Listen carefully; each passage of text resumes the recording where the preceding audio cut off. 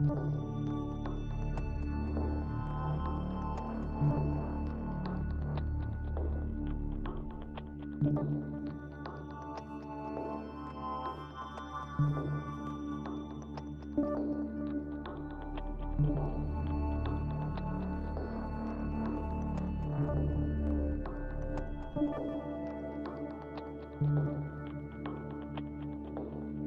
us on Geek Blood, the show you can't ignore. Wayne and Kevin diving deep into all things galore.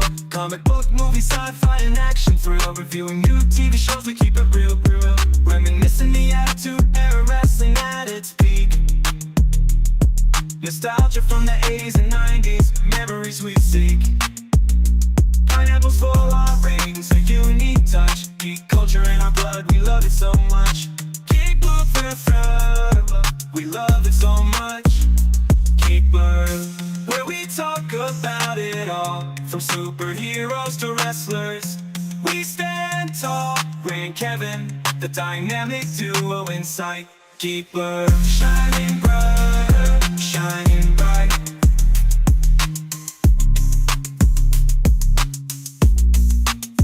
Did you hear about Pluto? That's messed up, right? Geek Blood, taking you on a nostalgia flight. From movies to TV, we cover it all. Join us every week, we'll have a ball.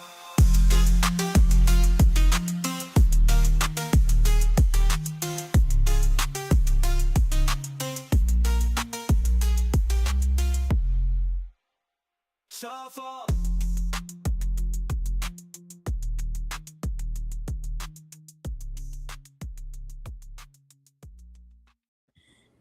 Hey, what's going on? Not much, you? No, not much. Busy night tonight. D23 has started. We'll talk all about that a little bit. Preview. Next week we'll talk about the big Marvel reveals tonight. It's going to happen at 10 p.m. Late night for this old guy. But let's start off with a couple of finales. What we watched this week. The big one that we're going to have to wait another 2 years to watch the continuation of and the finale of is House of Dragon. It did end, final episode of this season. Rhaenyra, you can tell that she does not have long in Westeros as far as in the city as queen. She has now gone against the religious sect of this world and done something that I didn't know if she would do or not. Did she do that in the books when she kills the High Scepter guy? Does she go against the church? She does? Okay. Like I said, I mean, I listened to the audiobook in like 2020, 2021. Okay, so, yeah, I just know like the main points who ends up at the end of it all, but at least that's at the end of the story in the book, which I think is going to go much further than the story they're going to tell. Mm-hmm. I think it's going to be This Is Rhaenyra's story. Yeah. So, like, they probably could have gotten another 2 seasons out of what happens where I assume they're going to stop at this point. Like I said last week, they're not going to do the Hour of the Wolf, I don't think, which is really unfortunate. Because that's literally when they announced it, that was the one thing I really wanted to see. But so it's really hard for me to say. But I do remember, I remember a lot of the big battles, and I have no idea because they are changing a lot of stuff too. So I have no idea what's to come, honestly, in the last season. I just know of the battle over the God's Eye is the second thing I was looking forward to, and that is for sure 1,000% gonna happen.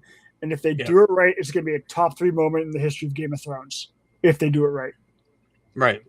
So yeah, I think I know what that is. I know a few spoilers for this, but overall, before we get into the specifics of what happened in the episode, are you happy with how this season turned out as far as what you know?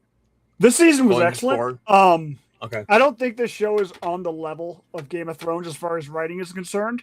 For me, I think Game of Thrones is, at least for 4 to 6 seasons, some of the best written television of all time, whereas this doesn't seem like it's going to be as rewatchable to me.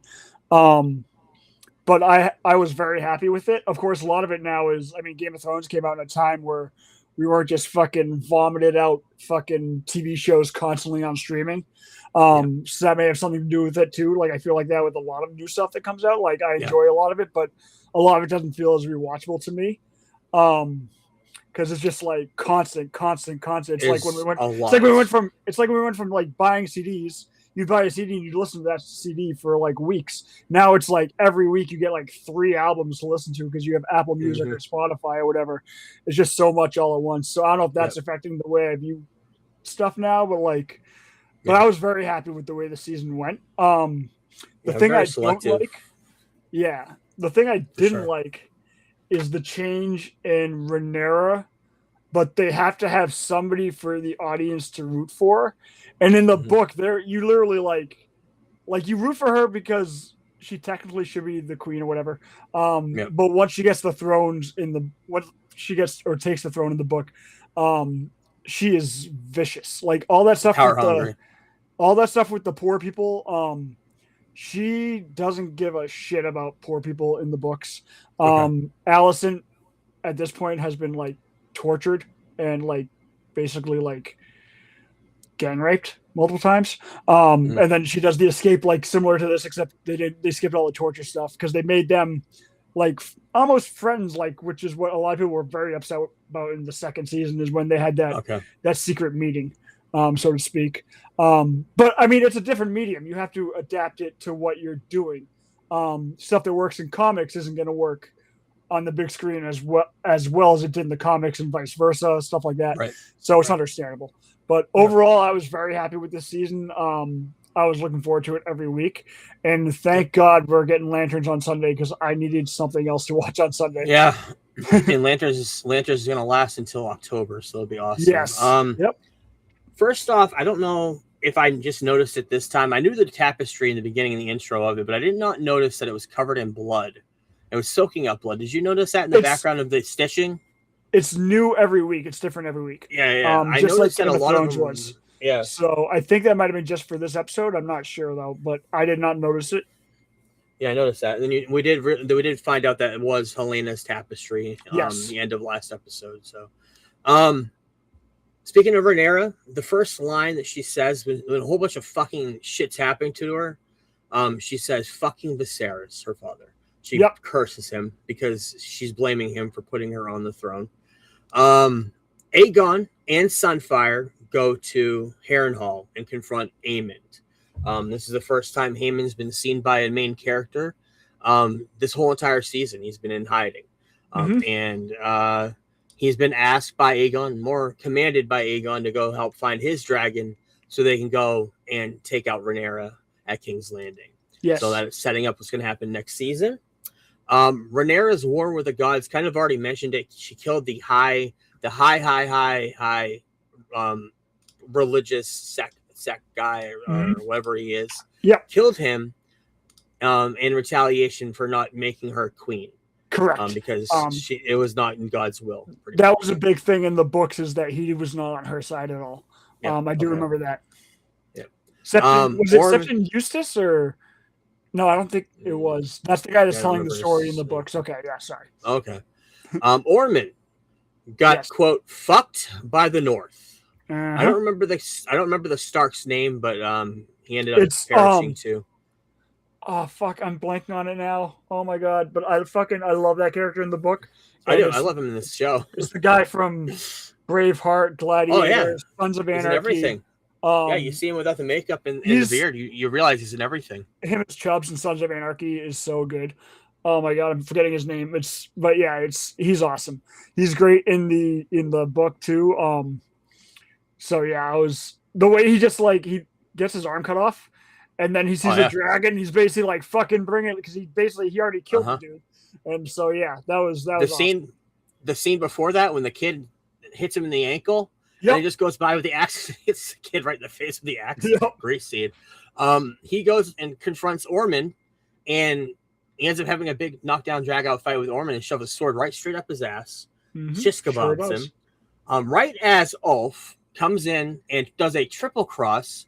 He already crossed Rhaenyra. Now he's crossing Ormond because Ormond did the same exact thing that Daemon did 2 episodes ago and embarrassed him and made him feel small and little. So he took his dragon and he burned and turned on all of Ormond's army and burned the whole entire Tumbleton down. I don't know if that happens the same way in the books or not, but it was awesome in the show. There's 2 battles of Tumbleton in the books. so I can't remember what happens, but yes, something I know similar there's does happen. I know there's significant players that die in one of the battles, so I'm wondering if it's next. I don't know if that's going to happen next season. Right. I do know that happens in the second battle. And the end of this, there's no real winner. There's hurt on each side. Like you don't Yep. know if it's the greens or the blacks have won, or you don't know who has the higher stroke Right. as far as this war is concerned right now. Which Going makes into me the think final that season. that might be the only Battle of Tumbleton they show. They might have just combined Okay. it because maybe 1-1 and one, and then 1-1 the other. And they're just going to call it a Well, wash because there's so the many other more thing, battles because right? all the dragons are still there. Like for the most part, like we thought we lost Sunfire, but in the books I knew Sunfire came back. So it's like one of those things where it's like I don't know. Unless they split the next season into like they did the last season of Game of Thrones, and like they've done with Sopranos, where they take a 6A, 6B, 5A, 5B, Right. whatever. Well, I mean, technically, Thrones didn't do that. They just shortened both of the last seasons to 7, right, 8, and 6 episodes. But yeah, I know what you're saying. Helena, the very end of this episode, sacrifices herself, R.I.P.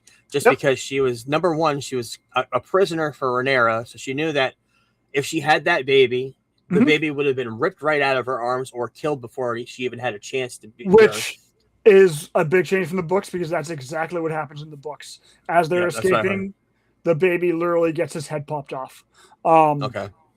So yeah, I think that was a positive change for the show. Like I said, they're adapting the books. They don't have to do it exactly just like when they make a Superman movie based on 3 or 4 different comics. They just kind of combine different ideas from those comics.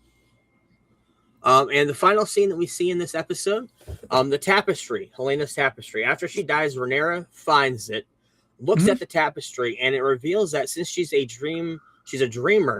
Helena has been making scenes that she's dreaming of in her mind on this tapestry. And one of the scenes, the last one you see of the show, is Rhaenyra or somebody sitting on a throne, dripping with blood, and there's fire surrounding them.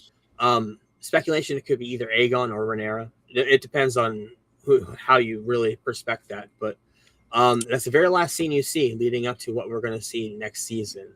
Yeah, it was an awesome episode. I really liked it. I do want to say, if anybody goes back and is going to rewatch the original Game of Thrones, season 5, they spoil the end of the story. Yes, so they just do. Be careful.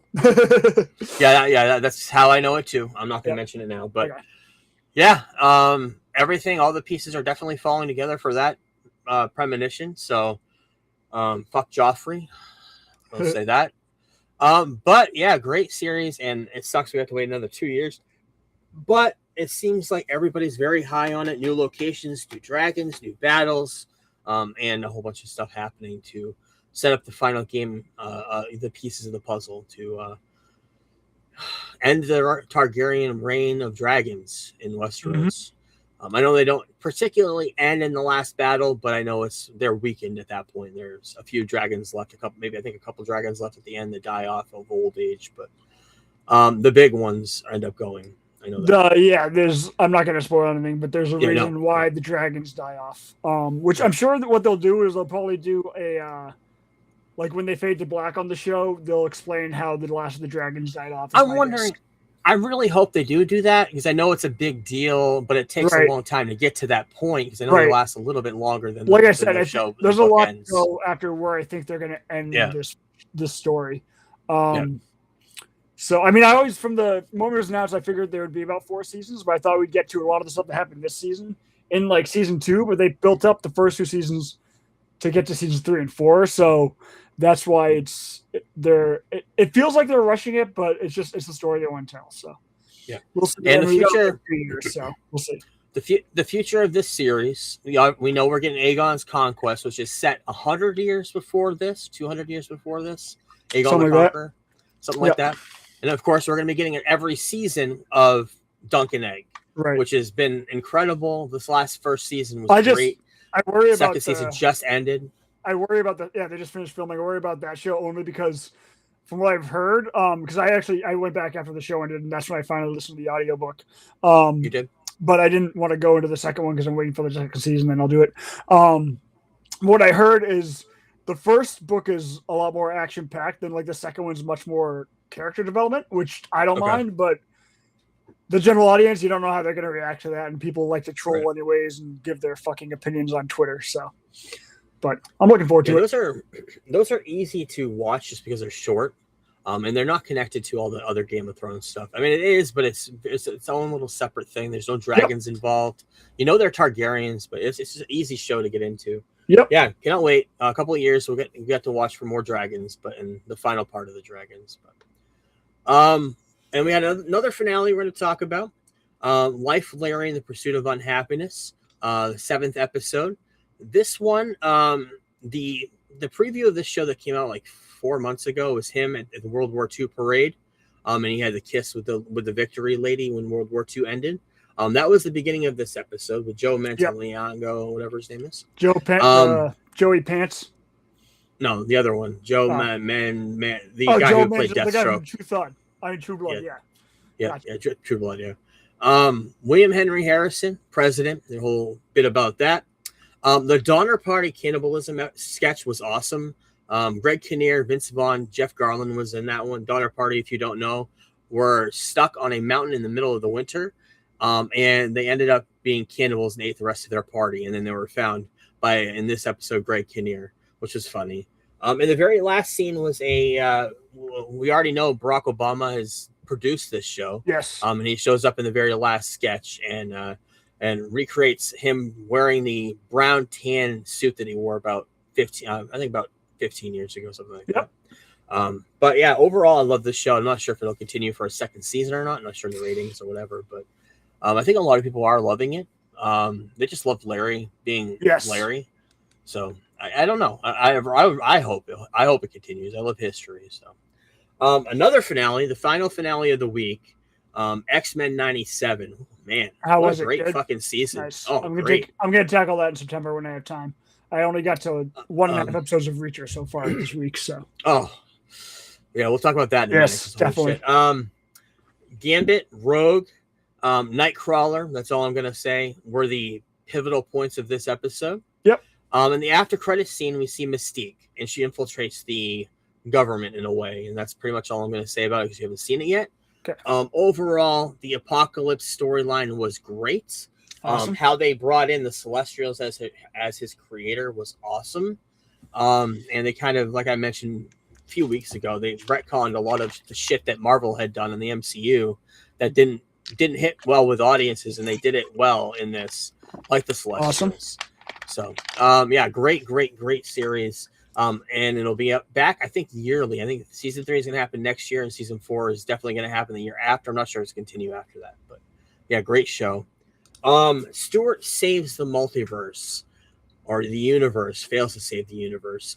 This show is fantastic. This week, Maya Bialik, who played Blossom, she was on Big Bang Theory. She was Sheldon's wife, girlfriend. She had a cameo in this.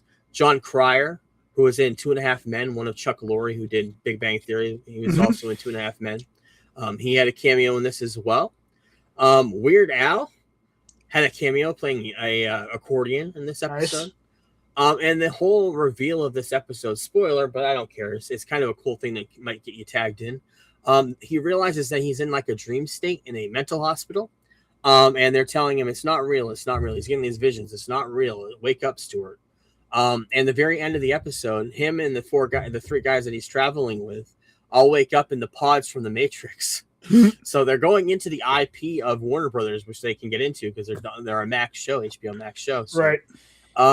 Yeah, it's a great show. I'm surprised I like it as much. I did love Big Bang Theory, but yeah, I'm surprised this show. Big Bang Theory. So. Yeah, it's definitely hit or miss for a lot of people, but this is, if you love that show, you'll love this.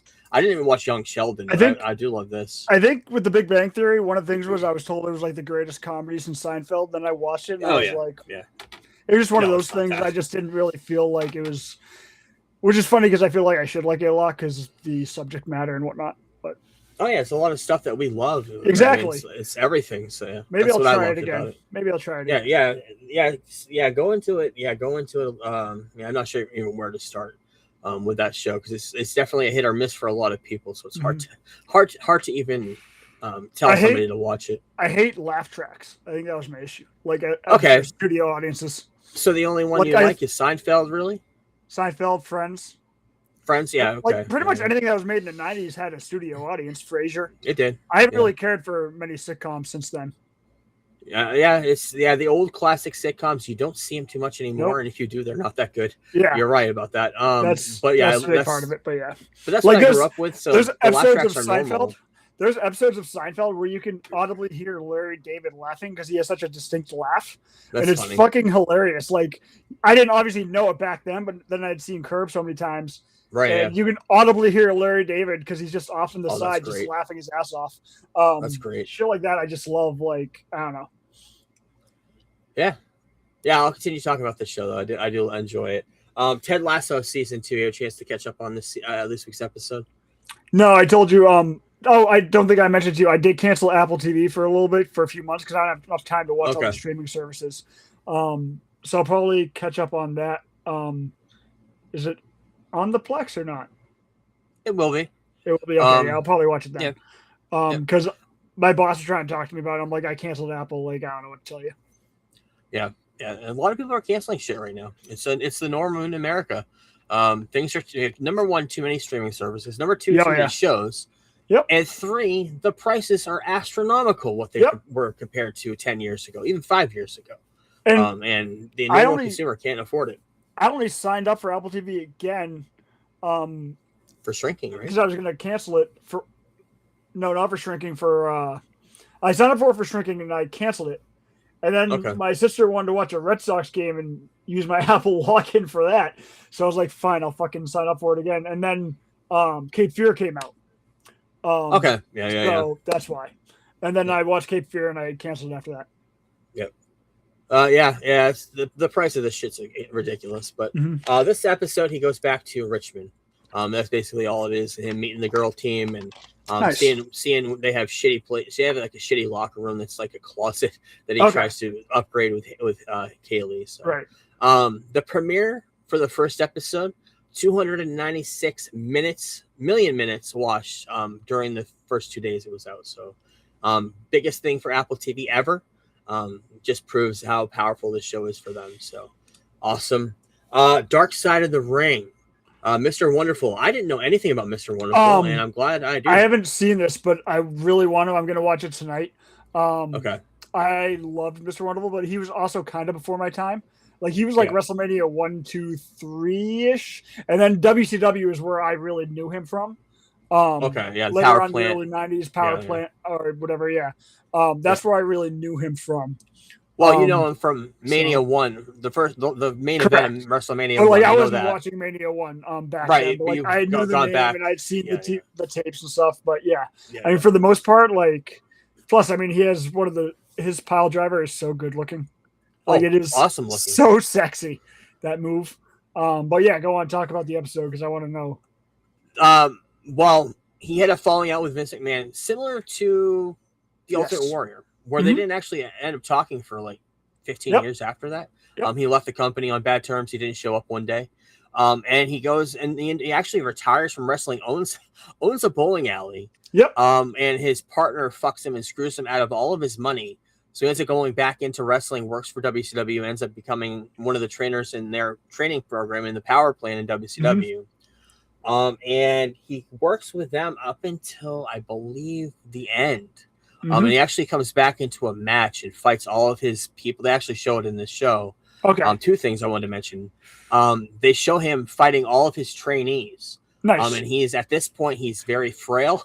He doesn't look like the Mr. Wonderful of the 80s. And he does a pile driver, does all that stuff, but it's just not the Mr. Wonderful you see in the beginning of this documentary. The other thing I wanted to mention was the shoot interview. You must have seen the one that he did in the early 2000s.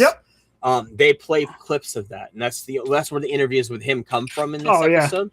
So I was wondering if you probably saw that. So I'm sure Rob Feinstein got a nice pretty penny from it when they asked him for footage. I'm sure a lot of the footage comes from Rob. To be honest, possibly, You know, it's funny that To Catch a Predator movie is coming out, and he was featured on a local To Catch a Predator story. But we won't talk about that here now, will we? Oh, wouldn't that be great if Robert Pattinson meets Rob Feinstein? Yes, in yes, that movie. Yeah, but great episode. The end of his life is heartbreaking. And you're either going to fall on the side of his son or the side of all the wrestlers that hate his son for letting him out of the hospital. I don't know if you know any of that story or not. I didn't know it going on. I do not know much. Okay. Yeah. Last update I have is actually from a Bobby Heenan show interview where they asked him if he still talked to Paul, and he kind of gives like a brief update about how he was doing at the time. And then, of course, when he died, yeah, a big controversy with that. So when you watch that, you can text me. We'll talk about it. But okay. But the main event, the one thing we need to talk about is Reacher. Reacher came back, season 4. First episode, the first 5 minutes, he has a cheesesteak. Yes. Hell yeah. And he has another one 10 minutes later. A damn good looking cheesesteak. A 5 a.m. cheesesteak. Yes. Which was awesome. He's in this season, he's in Philadelphia, he's in Washington, D.C., he's traveling all around. The one line, he's going through he's walking down a walkway in a park. And the woman that he's walking with said, they call this the city of brotherly love. And then Reacher says, their fans threw snowballs at Santa Claus, which is a great fucking line. It was. There were 3 episodes this week. We're not going to talk about the particulars because it's just a great show to watch. Great action. It's like America's version of James Bond meets like John Wick meets just anybody just ass kicking. It's awesome. And they did release a new trailer and a new poster for Neely, which comes out, I believe, when this series ends. It starts back up, or it may have a quick like crossover period when the Neely show premieres. I know Reacher's in that, so possibly that could happen. That didn't happen until September, but yeah, great. I think you may have watched Jackass Best and Last. Did you end up watching some of that? I did not know. I do not really care for Jackass too much, so I didn't really. Yeah. Yeah, I watched it. It was basically a best of, with a little bit of new stuff in there. Some stuff that's been on the cutting room floor in the past 25, 30 years, however long Jackass has been recording. But overall, it's just like a best of last farewell to the Jackass franchise. Johnny Knoxville is in his 50s now, gray haired, injured. He had a colostomy bag at one point, or a piss bag at one point.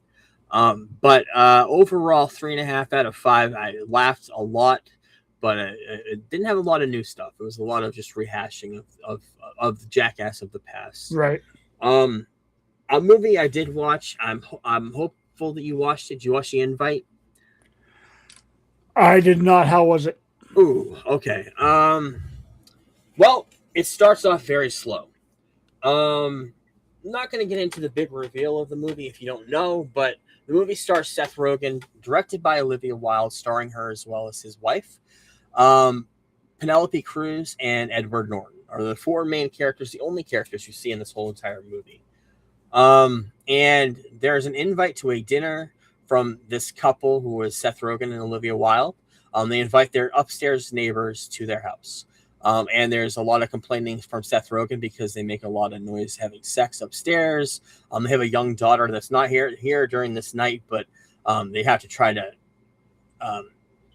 pivot from all that noise and try to tell her, oh, it's nothing. They get into it a little bit in this, but overall, started off very low scored. By the end, though, I think it kind of took a dramatic turn, a little bit of a romantic comedy type style vibe at the end. Overall, it's probably at like a 4 out of 5 for me. Okay. But it's a little bit above average, but it's maybe a little average too. Okay. Very artsy, very dramatic, very dramatic comedy. It's basically how you promote this. But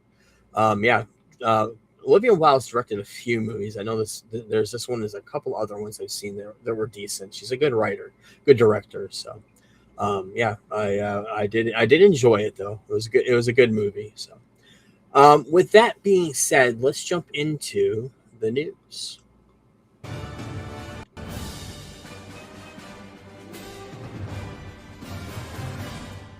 And it's not a news segment without the trailer roundup.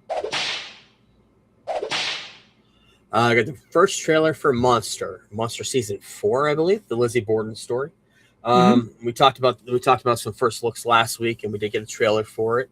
Comes out in October, I believe. Yep. Yeah, and they did play the famous poem from that 40 wax or whatever. But yeah, looked decent. Not sure if I'm going to watch it or not. And we got a brand new trailer for The Paper season 2, spinoff of The Office. I love the first season. I'm probably going to love the second season because I love The Office. So talk about that when it comes out next month. Ben Affleck has a brand new movie he's directed and starring in called Animals. It's him, Kerry Washington, Gillian Anderson, Stephen Yen from The Walking Dead. Comes out on Netflix on October 9th. I don't even remember much about this. It's about a kidnapping. I remember that. And his son or daughter has been kidnapped. Other than that, I don't remember much. It was the beginning of the week, but looks decent. And it's going to be free on Netflix, so I'll be watching that.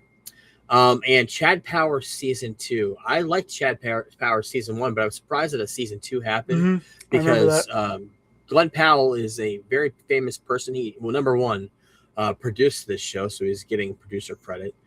So it's kind of like a passion project, I would guess. But overall, I liked it. I'm glad to see a continuation of it, but it can't last too much longer because everybody's going to realize he's duping everybody as being this Chad Powers character playing fake football. So, but the new season comes out on September 3rd on Hulu. I will talk about that because I did like the first season. So, Rolling Loud, the movie. Rolling Loud is a festival. Happens once a year. It's a whole bunch of new hip hop artists usually. They're making a movie about it, starring Owen Wilson, Matt Rife, and a whole bunch of Sexy Red, Ski Mask, the Sump God, Ty the Dollar Sign. Henry Winkler's in this as well. And Travis Scott is a big part of it as well.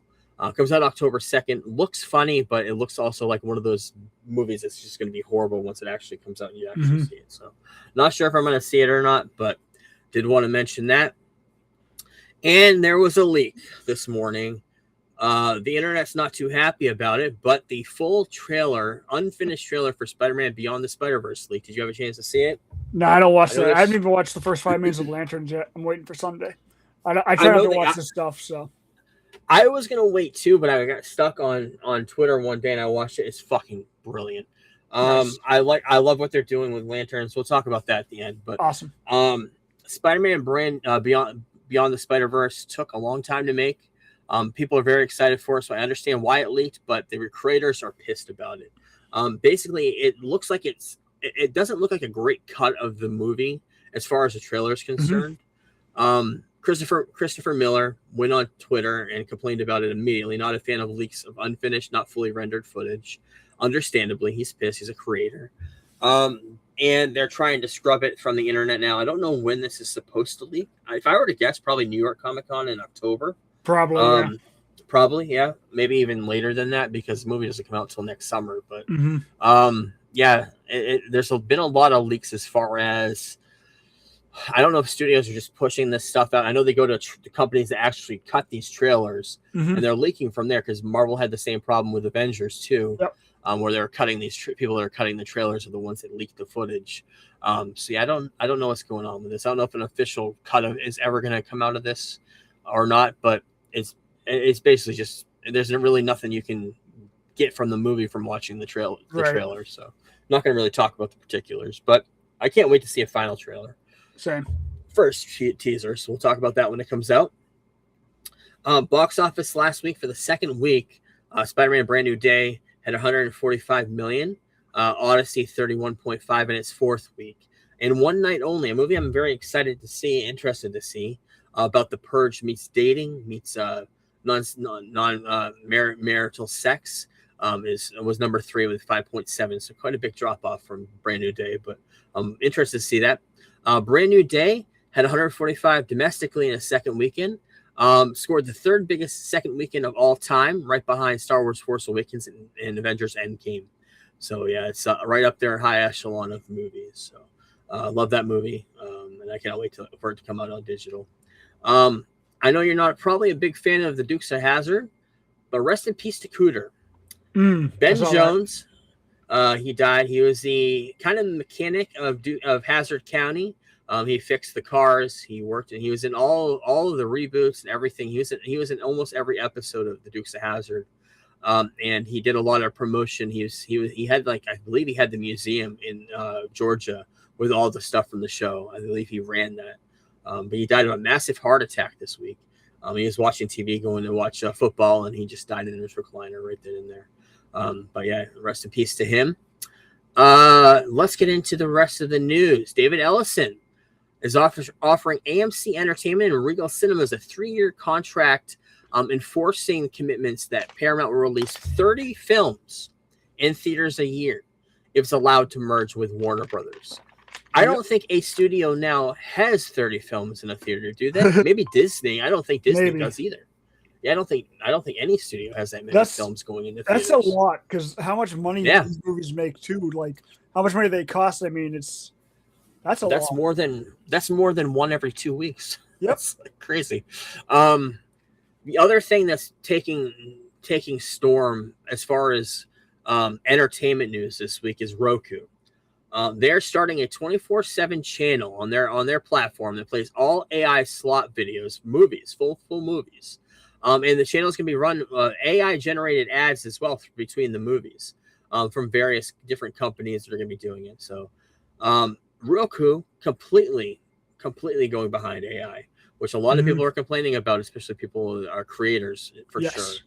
So we'll talk more about that, I'm sure, later. But Lucy Davis, you don't know her name. She's a British actress. You saw the original UK Office.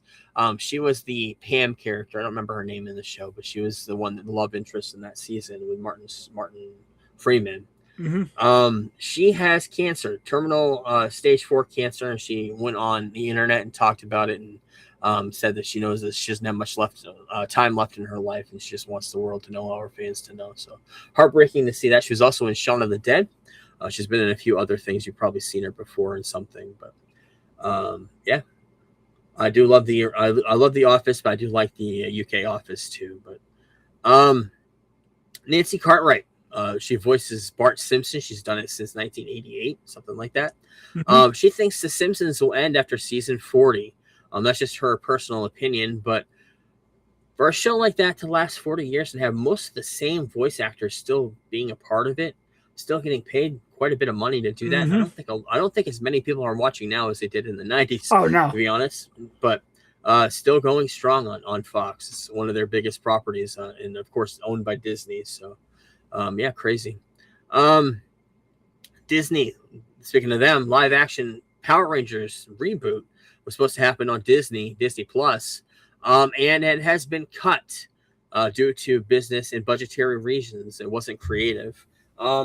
Power Rangers died a long time ago. I think it died when the Green Ranger died in real life. Jason David Frank, but also died when that shitty movie came out. Then they tried to reboot it last decade ago, and that movie was horrible. It just shows that studios do not know what to do with this property.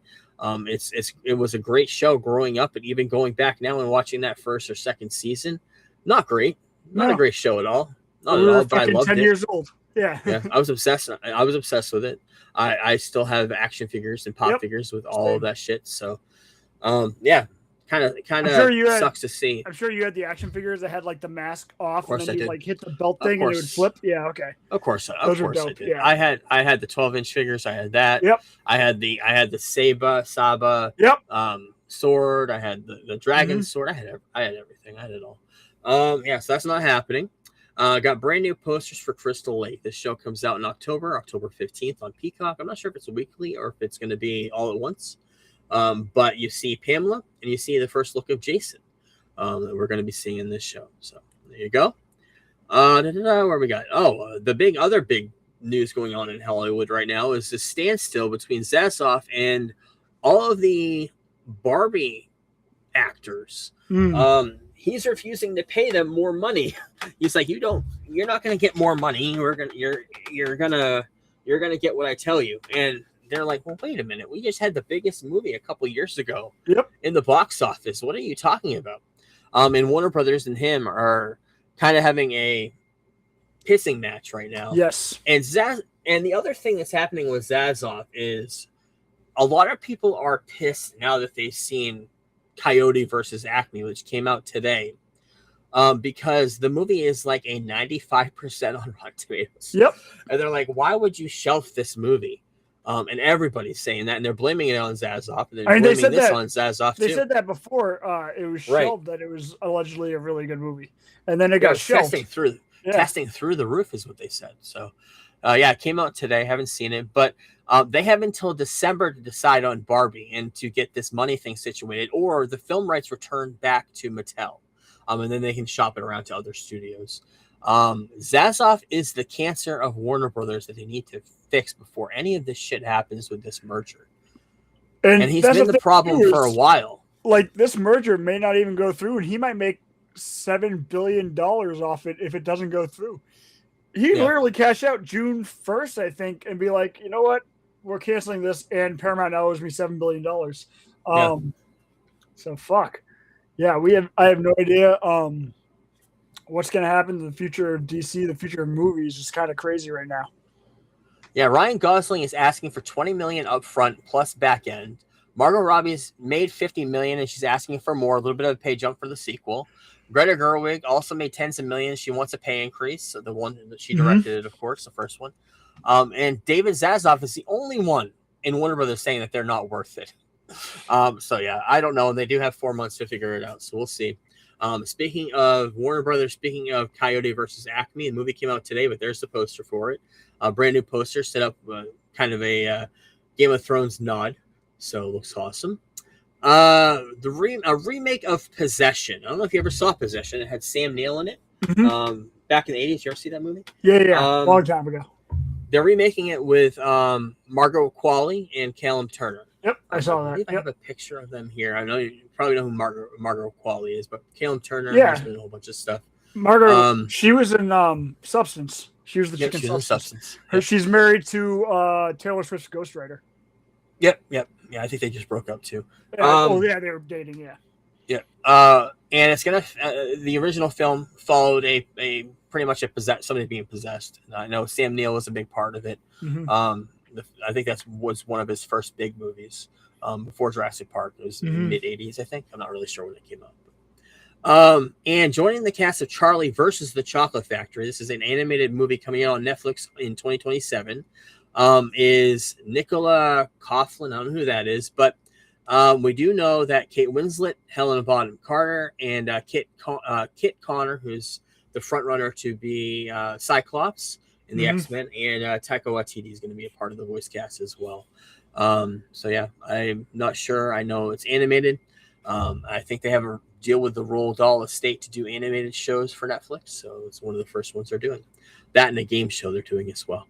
It's going to have a 47-day window in theaters, and then after that, it's going to show up on Netflix on December 22nd. So November 5th, it comes out of next year, and then 47 days later on the 22nd, right before Christmas, it'll be on Netflix. People watch when they're at home with their families. But Miami Vice 85, it's really happening.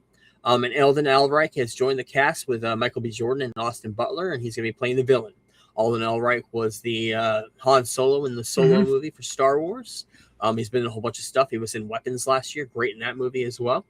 So, yeah, great to see that. Chris Carter, the creator of X-Files, says that the reboot, Ryan Coogler's reboot, has wrapped filming. And he hopes that in the new iteration that David Duchovny and Gillian Anderson are going to return. So we'll have to wait and see on that. I know they've been in every iteration of it since the 90s, so even the movies. So, and they're going to be starting season 2 of Harry Potter, and this news was surprising that Nicholas Hoult has joined the cast. And he just finished filming. He must have just finished filming Superman, right? And he is joining the cast of Gilderoy Lockhart, who was played by Kenneth Branagh in the second movie, Chamber of Secrets. So that's what the second season is going to be. First season hasn't even come out yet, but they're trying to keep up with the kids' ages because they want to keep all the kids on like they did with the movies and do. And the fact that what's his name's going to be fucking like 90 when the show ends, or 80 something when the show ends. Lithgow, yeah. I have a feeling that he only really needs to be there until the 7th season. Yep. Give or take. And then they can film that last part if they need to. It depends Right. on how old and frail he is at that point. Right. He's pretty spry right now, but Yep. yeah. So Nicholas Hoult, part of the Harry Potter series, still don't know who is going to be playing Voldemort, but we don't need to know that till the third book or fourth book. So maybe they'll show him in the end of this season, at the end of the first season, because he does show up as kind of a glob on the back of what's his name, the professor there that has him as a conjoined twin on his head. So I don't know if that'll happen or not, but. And surprising news. I'm surprised this is happening, but I shouldn't be because Disney owns both Star Wars and Marvel. But the other surprising part of it is, number one, they're doing a comic series, Hope Assembles, where they're bringing Star Wars and Marvel together in a comic series. Nice. That's surprising in itself. 50th anniversary of Lucasfilm, Star Wars. Okay. But the other surprising part is being written by Kevin Smith, which is pretty fucking cool. I saw that. Yep. Comes out in January of next year, so it may be something worth reading. Limited series, I think 4 issues maybe. But there's the art for it right there. I'll get a couple close-up shots of it too. You see Luke Skywalker standing right next to Captain America. Never thought you'd see that. And Doom standing next to Vader. So, yeah, interesting. I don't know. We'll keep an eye on that for sure. And Hogwarts Legacy 2, getting some video game news of the week. Officially confirmed by Warner Brothers in a call that it is in production. The first game is pretty fun. Hogwarts Legacy 2, not a continuation of the game set 100 years before the movies, set 100 years before the movie. So a continuation of that game. That'll be cool. And Wolverine coming out next month, and a brand new limited edition console covers and everything coming out with controllers. They did it with Spider-Man, so of course they're doing it with Wolverine, with a one in black and yellow like his suit, and one in silver and black like adamantium. And the cool thing about it is there's claws through it, and you actually can see through the claws, and you can see the fans of the PS5 spinning, which is pretty fucking cool. You don't see that too often in the transparent type of cases cool. Like that. Yep. Yeah. But I already got PS5, so I don't give a shit about that. But they look cool. Mm-hmm. Yep. And following the Emma Frost casting of Samara Weaving we talked about last week, she is rumored to be playing Hylia in The Legend of Zelda. And interesting. I know she's one of the gods or something of Zelda. It's been a while since I have Zelda lore in my mind, but yeah, we'll talk about that when we know more about the casting and everything. Speaking of Zelda, spy shots of what the 40th anniversary Switch 2 console may look like. No official word from Nintendo yet, but these were spotted in a production company somewhere. The Pro Controller and the Switch 2 console, which I don't have a Switch 2. I would love one, and I would love this version. They're fucking awesome. I love the Switch 2. Yeah, I would love that. So we'll wait until that's officially announced. I think the only popcorn bucket I have this week is this of Star Trek. Coming out, I believe it's the 60th anniversary of Star Trek. They're going to be showing some of the movies and stuff in theaters.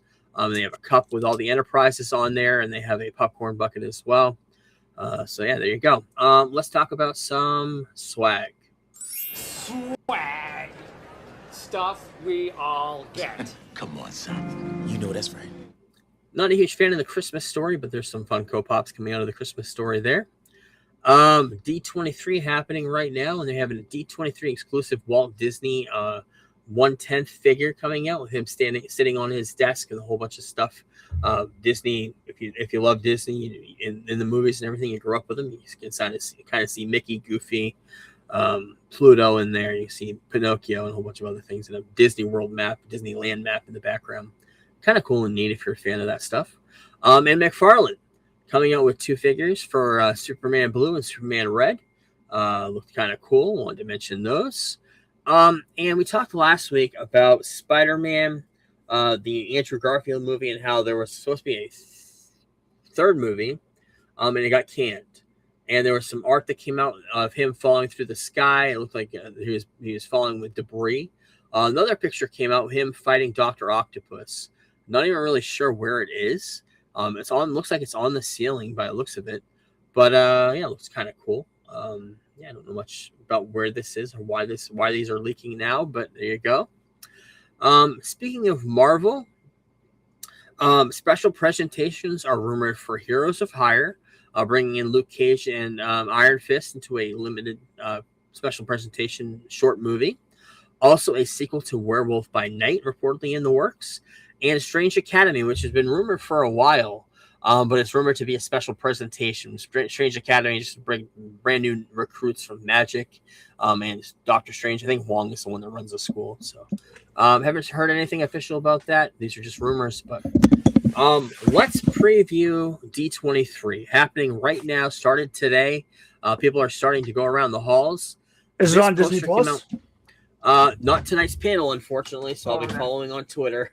Gotcha. Yeah, they don't do that because they release a lot of new trailers and stuff. They don't. Just like Comic-Con and shit. Yeah. Just like Comic-Con, yeah.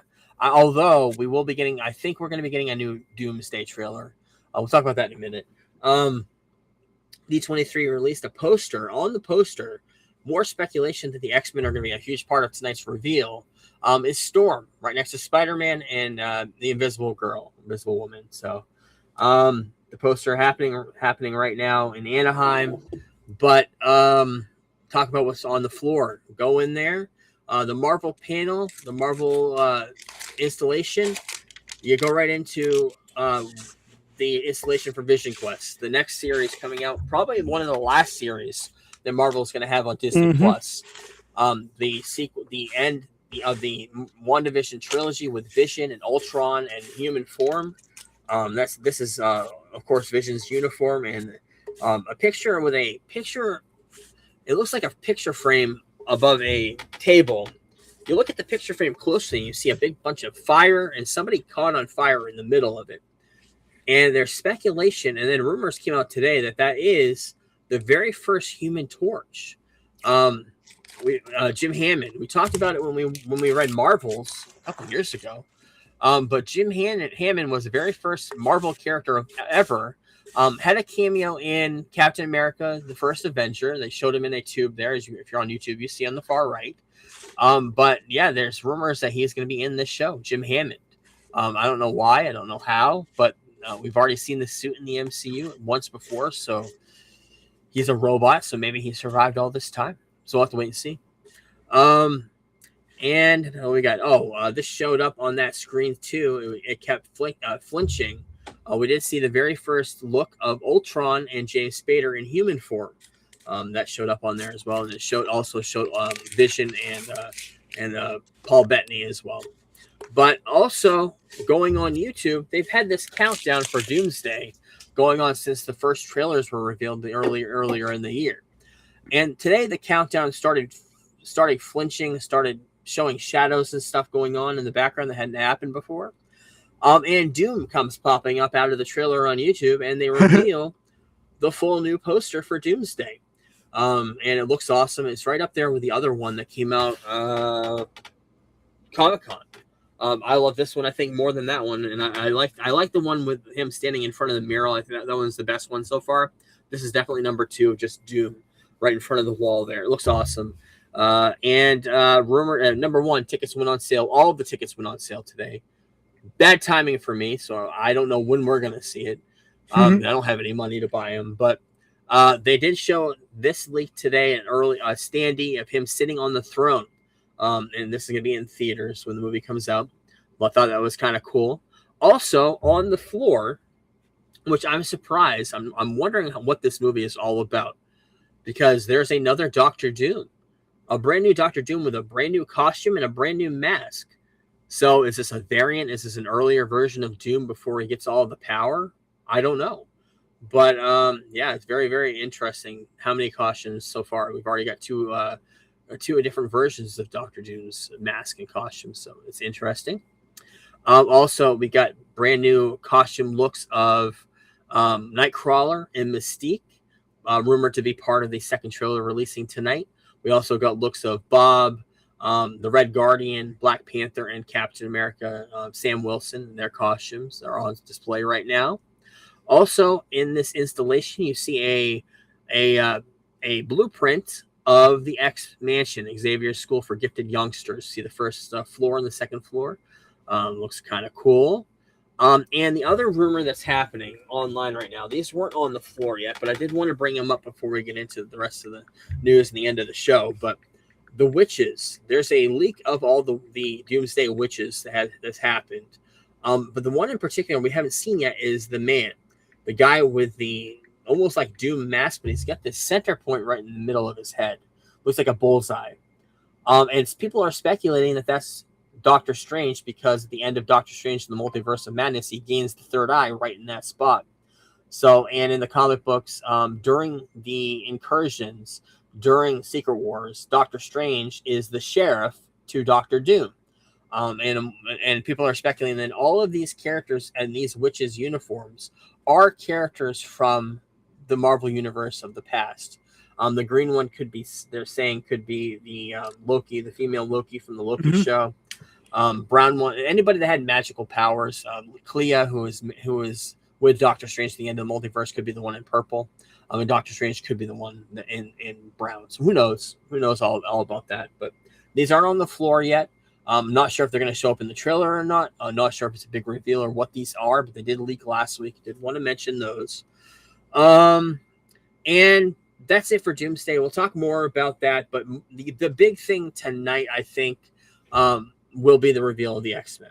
Right. Casting hasn't stopped since the beginning of July. These people going in for casting, trying to finalize deals. Asa German, who was in The Boys, in Gen V, rumored to have tested for Cyclops, did not get the role. Kit Connor obviously did. Rumored to have. Right. Charles Melton, who was rumored to be Beast. I'm not sure what he was in, but he reportedly passed the role. So he's probably not going to be Beast. Maybe that changed, or maybe this is just a pivot to try to swerve the fans, and we'll see tonight. But we'll have to wait and see what happens. And the front runner to play Storm, talked about it before. Cynthia Erivo would be nice, but I think they're going younger. And I did not realize she was only 28 years old. But Jamie Lawson, she was in the Batman. She played the mayor, right? She was a mayor. That's insane. So she was like 22 when she was young. Yeah. She definitely doesn't look it in that movie. Like, I'm not saying like she looks old, but for the way they made her up in that movie, she looked like she was in her mid-30s at earliest. You know. What was the other big thing that she was in recently that I'm forgetting off of? There's another big I'm project not she sure. was just in. I don't remember what it was. But yeah, and the other rumors are for Professor Xavier, Christopher Abbott and Tom Pelphrey have both auditioned to play Professor X. I know Tom Pelphrey is married to Kaylee Cuoco, I believe. He is my choice because I'll watch him in anything. He was the best part of Iron Fist. He's fucking amazing in Banshee. He's great in that. The way he plays a neo-Nazi that's reformed. And he literally like tries to give his life for like an African American woman. It's a great scene. Yeah, he's I love him. I've never seen him, even when he's in bad projects, he's a standout in it. So I would love him to be cast. And the other news is being part of the X-Men cast possibly is Daphne Keane as X-23. I feel like there's that's a rumors given at this point. Yeah, I could see that happening too. I'm trying to look up Jamie Lawson, what movie she was in recently. Oh, Sinners. That was the big one. Oh, yeah, she was in Sinners. Yep. She had a huge part in Sinners. She looked older in that movie too. She did, yeah, you're right. The other thing that's going to be shown there's going to be a lot of trailers tonight. There's a 2-hour Disney panel that's going to tackle not only Marvel, but everything, Simpsons and Star Wars.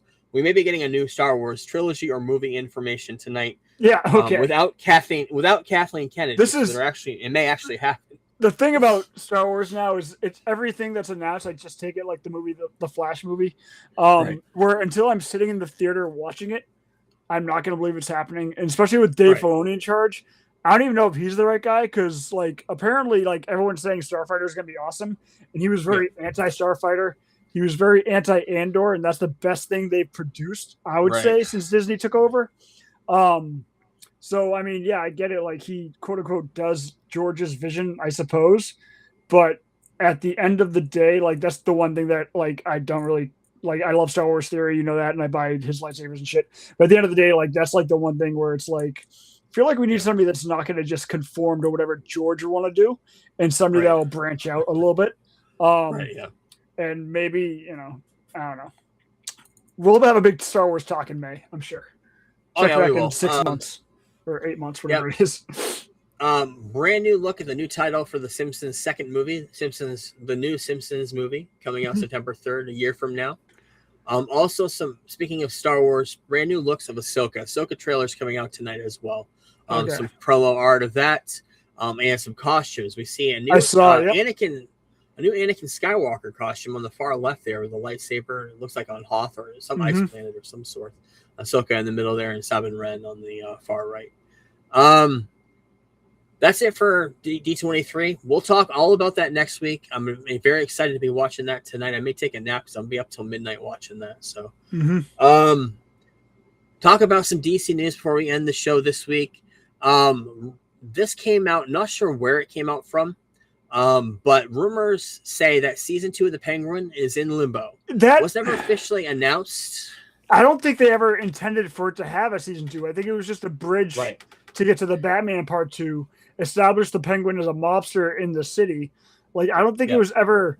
It's like when people complain about the Watchmen not getting a season 2. It was never meant to have a season 2 ever. Right. Yeah. And who the fuck is the Ankler? Because they're the only people that reported this, and everyone else just ran with it. Yeah, it was. Yeah, so, I kept seeing it too. And of course, people are blaming James Gunn for it, but I'm like, yeah, whatever. I never expected a season 2. I think that just because it was so good, which I expected it to be because of how much I love the Batman. I know you're indifferent on that movie, but it is my favorite Batman movie of all time. I just never expected, I expected it to be really good, and I never expected a season 2 at the same time.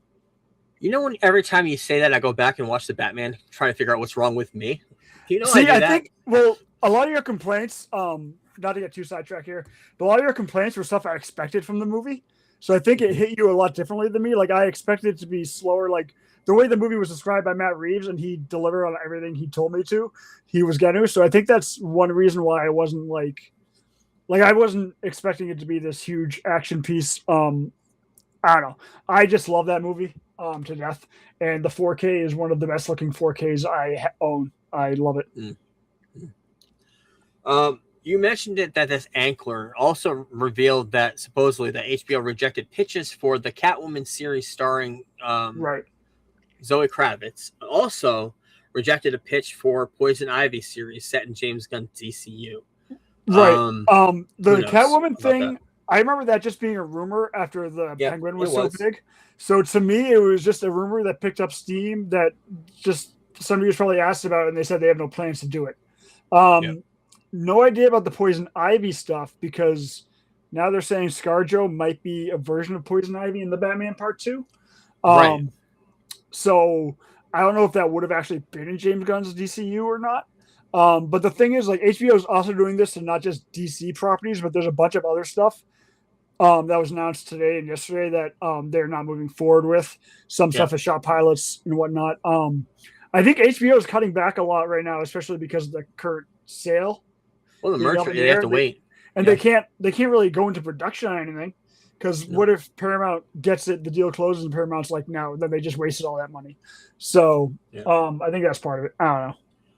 Speculation. That's probably why we're waiting for a season 2 announcement for It Welcome to Derry. Yep. That's another one. I'm really high for that show, and I'm hoping that nothing fucks it up because it set up a great continuation of it. But, yes. The other thing reported from this Ankler.com was that Waller and Paradise Lost are reportedly no longer in development at HBO. No official word on Gunn on that rumor, but yeah. In development at HBO doesn't mean it's not in development. It could be like Peacemaker where it's just a Max only show or property. Yeah. Because as we know, HBO only, I think one of the guys came out this week and talked about it, like they only go for the highest quality content as far as that stuff goes, and they're very picky and choosy as far as what they go with. So I think that's part of it. So I could see that stuff still being in development from DC, maybe going to Max and being a Max show like Peacemaker was. Right. And finally in news, big premiere this weekend. Nathan Fillion reportedly going to return as Guy Gardner in the Mr. Miracle animated series. And you still gotta read that book, right? The Mr. Miracle. Yeah, I think we'll do that closer. Maybe we'll do it at the end of Lanterns, the end of the year, maybe October when you're done with work. We'll dive into. I mean, I've read it 2 or 3 Right, yeah. times already. Yeah. You can borrow my copy if you want, and we can talk about it. But yeah, But the big premiere this week that Guy Gardner is going to be showing up in his lanterns. We got Yep. some new posters for that. We are going to talk all about that next week. Very excited for Sunday, the premiere. Getting high praise from all the critics and all the fans of this shit. So cannot wait. D23, we'll talk all about that. Probably going to lead the show with that if we get some big reveals. Tire season 3 came out yesterday. That's my project this weekend, is to watch all 12 episodes of that. They're on the Plex if you want to watch those. Stuart Saves the Universe episode 5, talk about that a little bit. Dark Side of the Ring episode 8, only 2 more episodes left. Next week's episode is The Walking Riot, Missy Hyatt. I have only heard of Missy Hyatt. I don't know anything about her. trained by Jake Roberts. Okay, so we'll talk all about that episode. So he's probably on the episode if that's true. I'm pretty sure he trained her. Oh, possibly. Yeah, possibly. And we'll talk about Reacher episode 4 and Reacher when you're caught up. I love that show. I'm not sure what's coming out for movies next week. I know there's some big ones on the horizon here, but thank you everybody, and I cannot wait to watch D23 tonight and see or listen to it or go. It's funny because I put these YouTube videos on that are doing the same thing I'm doing. They're on Twitter. They're looking at all the news, but sometimes they get breaking news because they may have somebody in the audience talking about it faster than I can catch it on the feeds, on my Twitter feed. So I do watch those as I'm going through Twitter at the same time. So I enjoy that. I like doing it during Comic-Con, during the secret panels too. So anyway, thank you everybody. We will talk to you next week. Peace. We're the Geek Blurb crew, here to enlighten you. Talking all things geeky, from movies to wrestling to our podcast is the place where you wanna be for all the latest news and nostalgia from the 80s and 90s. We review comic book flicks and sci-fi hits, riding the wave of action movies with all the cool bits. From Iron Man to Star Wars, we cover it all. And when it comes to wrestling, we never drop the ball. Geek Blurb, we're the kings of the nerds, rating movies and pineapples, our opinions never blurred. Join us each week for a geeky chat with the latest scoop and a dose of nostalgia that. So if you're a fan of the comic book craze, or a lover of sci-fi and all its maze, tune in to Geek Blurb. We're here to entertain, bringing you the best in